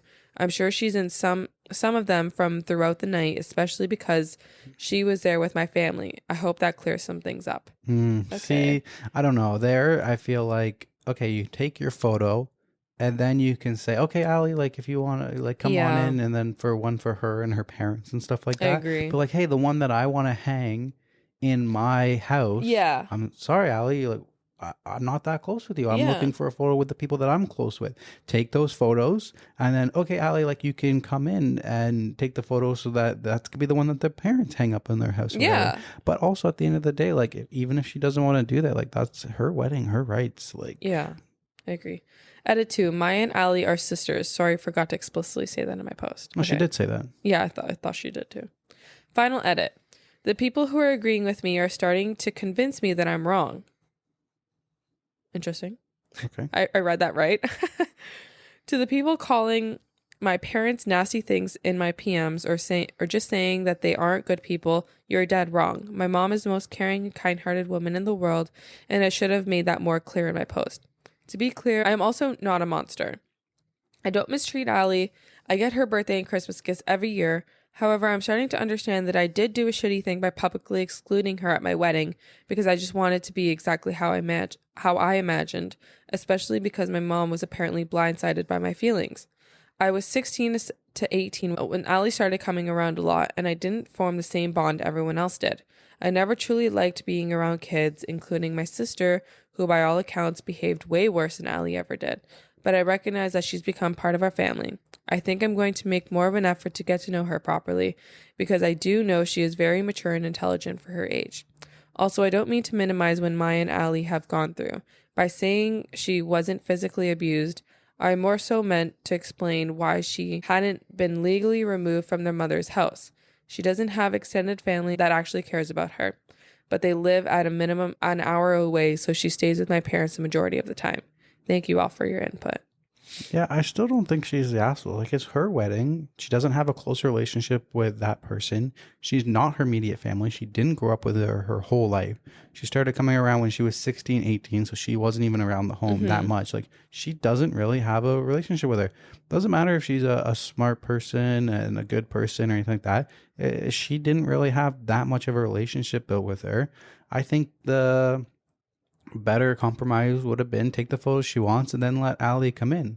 Just because your parents recently adopted someone doesn't mean that they're close to you, and it is your wedding. So, but they didn't even adopt her technically. And I think the only worst part here is because it's Maya's sister and Maya was in the photo, and I don't know. It complicates it a little bit, I guess, but I think it's just the fact that everyone sees her as family and she doesn't, which is fine. That's fine, but they're the asshole for expecting her. Exactly. Yeah, they put her in a shitty position. They shouldn't have put her in that situation. They're kind of the asshole for putting that on her. I'm sure they can sense they have some self-awareness with how apparently not she feels about Maya. Apparently they have no self-awareness.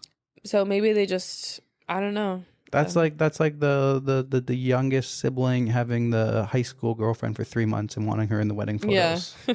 Like, we don't have a relationship with that person. Like, that's not fair. Yeah. Not fair to put that on her. Okay. Top comment. I'm sorry, but you're the asshole. Unless my math is failing me, this child entered into your life when you were 16 and she was about 4, and you already had 3 other biological siblings younger than you, but older than her. Your words sound resentful, as if you started being neglected at that time. But you're taking it out on Ali, like her sister/babysitter removing her from a really bad home life as a preschooler was her fault. Like she had designs on worming her way into your family. That's not what happened. I hope you understand that. Perhaps therapy can help. Out of clarity, you're the asshole because you were a dick to Ali at your wedding. You could have gotten your immediate family photos in a much nicer fashion. How? I think that commenter's wrong. I think you have rights to what the photos want to look like at your wedding. Like, it'd be another thing if it wasn't your wedding and you were like this, like it was your sister's wedding and you're like, no, I don't want Ali in for this family photo. Like, no, you're the bride. This is your wedding. You're allowed to have the photos where you want. I think maybe what she she could have done as a compromise was after she got her photos, invited Ali in. But like at the end of the day, that's not really on her. I don't see how she could have done it in a nicer fashion. That'd be the only way. She didn't know until they tried to squeeze her in the photo. It wasn't something she was expecting. So I don't know how either. Yeah, I don't think she was rude about it. Like, she never said, like, oh, I said, like, I got upset and said, no, Ali, get the hell out of our photo. Like, I hate you. Yeah. Why are you even here? Like, she just said no. Like, yeah. Putting boundaries is okay. There's nothing wrong with putting boundaries. No. Your wedding, your boundaries. People are entitled sometimes. Yes, it's not the entitlement for me. It's not the kid that was entitled, it's the parents. It's the parents, yeah. Because, exactly. As a parent, you also have to recognize what your daughter wants. Yeah, that's your actual daughter. That's your actual daughter, regardless of how you feel about the other kid, whether you feel like you've adopted them or not. You have to understand how your daughter, her feelings are and what she wanted. Like, yeah, and she probably has felt like she probably does feel resentful and has felt neglected at times, maybe. For sure, during just her because she was 16 or whatnot doesn't make a difference. She's still a child That's in still the home. young. Still a child in the home, and definitely would have been like neglected because they just, 4-year-old. Yeah. I don't think she's the asshole. I don't think I'm so on either. her side. Yeah. Okay, edit 2 from this top comment. Sorry. Edit 2 because people are trying to give me information that I already have. I know Ali is not adopted. I know she is not OP's family. I know that Maya is really Ali's sister. I know that OP has every right to exclude whoever she feels like on her wedding day. I know she owes Ali nothing. I still think she's an asshole for the way she behaved. I'm not sure why everybody wants to change my mind about it. I think this person's the asshole. Yeah, this guy Fuck sucks. This guy. Edit 3. Michael and Maya's relationship did not start when they were 16. I question my math because I'm not sure how old people are when they're freshmen. I was 14, 15, so I went with 14. She said she was 16. Isn't a freshman grade 9? I think so. Isn't that 13? I don't know. It's American high school 14. confuses me. We don't use freshmen in Canada. Yeah. Yeah. So overall vote is asshole, which is wild to me. But I'm with you. Yep. We got your back. Yeah. Person who's never going to listen to this. Maybe she will. I don't know. It's all on you guys. If you guys share our podcast with people who like to listen to podcasts, we will grow, and we thank you for all the support that you've been giving us so far. Looking at our analytics since we started this a while ago has been really heartwarming, and we appreciate all of you guys for supporting us. Yes. We're going to finish off with one more story that I got here. Mm-hmm. Am I the asshole for not apologizing for having sex in my own living room? There was an update since the time that I copied this. I'm excited to get there, but this one was from 2 days ago. 13,000 upvotes from a throwaway account. I, 28 male, and my fiance, 26 male, are writing this together. Obviously, we are engaged, but we have lived together in my house for about 2 years now, longer than we've been engaged. I have a brother, 27 male, Ryan, and Ryan has a fiance/girlfriend/mother of his kids, Erica. Erica and him met in high school, and they had their first child when they were 17. They've had 2 more children since then. For a while, they were separated, then they were together, then they were separated again. Honestly, I can't keep up. Erica is also the problem. I know I sound biased because Ryan is my brother, but everyone in the family agree. She's not a likable woman. She's argumentative, rude, and entitled. She constantly starts arguments with Ryan or her own children at holidays and seems to think that she deserves everything Ryan has ever done or accomplished because they have 3 kids. Erica also took an especially rude attitude towards my fiance for whatever reason. My fiance wants me to emphasize here, Erica is a fucking bitch. And if you haven't gotten that, her words, not mine. Well, with that being said, my fiance and I often babysit for Ryan and Erica's kids. On weekends or on nights when they work or just whatever they need, honestly. Erica is cordial enough to my fiance when she's asking for babysitting, but other than that, they don't talk. I think they both prefer it this way. My fiance wants me to note here that it's not just us who have an issue with Erica. It's my sister and her own brother as well. So last week, my fiance and I went out to our favorite restaurant after work. We had some drinks at a nearby bar, and we went home around 11:30. We were both a little drunk in our own home with a locked door and decided that the bedroom was just too far of a walk, and we started to undress on the couch. 5 minutes later, my fiance is in a much more exposed state than I am, and she's on my lap. Suddenly, we hear keys at the front door, and like scorned teenagers, we jump up. My fiance sprints around the corner to the hallway, leaving her clothes everywhere on the floor. Luckily, I still had my jeans on, so when Erica comes in with her 11th-month-old, I'm just desperately trying to hide a raging boner, but not too exposed. I can hear my fiance around the corner, half laughing, half sobbing of embarrassment, and I'm just looking at Erica like, since when the fuck do you let yourself into my house? Erica looks at me, looks at the clothes on the floor, looks around for my fiance, and then just walks out and slams the door shut. What? After that, we get a spew of angry text messages. Erica told us that we were indecent people with no class or integrity, that my fiance should respect herself more by not being so open about her sex life, and that she will not be returning to our house with her children since it's obviously not a safe place. I asked Erica how she even got a key to our house and what she was doing coming in unannounced in the first place. And her answer was that she took the key from Ryan, they were fighting, and she needed my fiance to watch the baby while she figured things out. She said that we would never watch her kids again. Good. Obviously, while my fiance was pissed at basically being called a whore, she's very hurt that Erica claims she will keep the kids from her. My fiance loves kids a lot and she really likes having them. When I saw how upset this made her, even though I thought it was empty threats, I texted my brother. The texts I received from Ryan seem like they are written by Erica, but honestly, I can't be sure. It seems they are both holding a grudge on what wouldn't have been an issue if Erica would just stop being entitled. Ryan said that if we apologize to Erica for what happened, then she'll likely forgive us. My fiance was ready to swallow her pride and apologize, but I refuse. I don't think we did anything wrong. So my question is, am I the asshole? Or more accurately, are my fiance and I the asshole?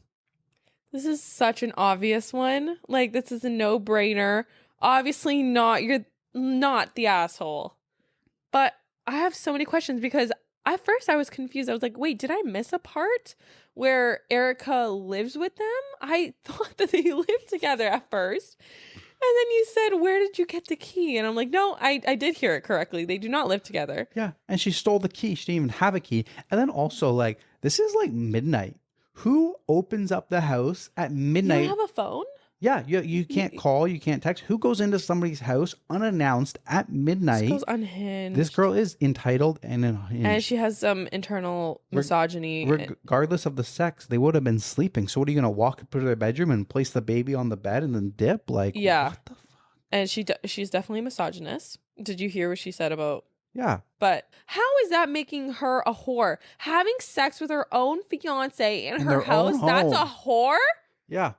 Exactly. What the fuck? Exactly. And you think you could come over for free babysitting at 12 o'clock? Exactly. And you just expected her to do it? Exactly. You're not going to call me first and say, hey, I really need your help. Can you please babysit? Yeah. Like, Yeah. even Yeah. if they weren't having sex, I would be so pissed off for her. No, even if they were awake watching TV, I would Literally. be pissed off. So She's letting entitled. herself into our place and just bringing the baby along. Because what if I didn't want to? What if I wanted to say no? Now you're guilt tripping me into babysitting your fucking baby because you brought her here with you. Exactly. Like, what the heck? That's unhinged. No, she needs help. Top comment, not the asshole. Change the locks and don't give your brother a key this time. Yeah. When they are in a bind again about needing childcare, they will call or try and let themselves in again. I say this with all due respect to you and your fiance. Boundaries. Ryan, nor Erica, or anyone for that matter, should be letting themselves into your house at any hour whenever they need something. They don't pay for your house, and if you want to have sex on your couch, feel free. Yep. And if they are all, but we are family, when it comes to not having a key now, ask them what kind of family shows up to someone's house in the middle of the night, lets themselves in, then has the audacity to imply that one of the homeowners is a whore. Exactly. This was the most obvious one yet. Yeah. Yeah. I don't see how anyone would say, yes, you're the asshole. Exactly. Like, I don't think there's one single you're the asshole on this one. No. Okay, well, I'm glad. Ready for the update? Oh, there's an update. There's an update. Okay, let's hear it. My fiance finally got it through her head that she shouldn't apologize. Oh, yeah, I forgot about that part. So thanks for that. Shortly after, Erica, of course, wanted us to babysit again, and I said no. Absolutely not. Not until you apologize to my fiance for the horrible remarks you made about her. She refused. My brother called me an hour after that asking what the problem is. I explained what happened. Turns out he didn't even know. We're both pretty sure that when he got into the fight with Erica, she was going to try to find another man to sleep with while telling my brother she was staying with us with the baby. She's a fucking psychopath. Yeah. Yesterday, Erica called and apologized to us and begged us to watch the kids again. I said I'll think about it, but until that, we need our key back, which we've gotten. Honestly, I would be a little bit petty and say no to the kids, but I feel like the kids shouldn't suffer because of that, because of their shitty parents. I don't care. Or mom. I keep saying no. If Ryan was stuck with them. But then you don't know. She's a psychopath. You don't know where she's going to leave the kids. Not my kids. Not my problem. I know. It's just that they are your nieces and nephews. All right, fine. I would take the kids. I would build a report, and eventually I'd call CPS on Erica. Yeah. But you're also calling CPS on your brother too. Fuck your brother, man. Your brother's a piece of shit. He's putting you in this position. Fuck him, man. Exactly. Call CPS on both of them. Always needing a babysitter and shit. Fuck your brother. Fuck family affairs. Fuck family drama. This one was really triggering. This is a lot of triggering issues. All these posts were a lot. I'm glad we don't have family drama like this though. This was a rough episode. I can't even think of any family drama for us to vent out here. No, I don't. I'm so over family drama. I mean, besides the fact that I haven't talked to my mom in 10 years, no family drama over here. Yeah, that's fair. No, but let us know what episode you want to hear coming up. We are, like we discussed before, we are thinking about doing like an in-laws episode, so maybe that's coming soon. We might have some guests on the podcast. We some friends found out about our podcast. We were trying to keep it under the radar until we kind of built up a little bit of a base. Yeah. Now some people know, they're excited, they want to come on the show, so we might order a third mic and have some guests on. So if you guys want to see that in the future, make sure you hit that subscribe button, follow to the podcast on your favorite podcast place. Check us out on TikTok. Platform. Yep. Podcast platform. Same thing. Check us out on TikTok if you want to see just the individual stories, and you can drop your comments down below, as well as YouTube. You can fight in the comments about it. Sometimes Teresa and I have different opinions, like on the last episode, and yeah, some good stuff. We've been enjoying it. Thank you guys for listening. This has been episode 6, and we'll see you on the next Thread Talk Tuesday. See you next Tuesday. Bye. Bye.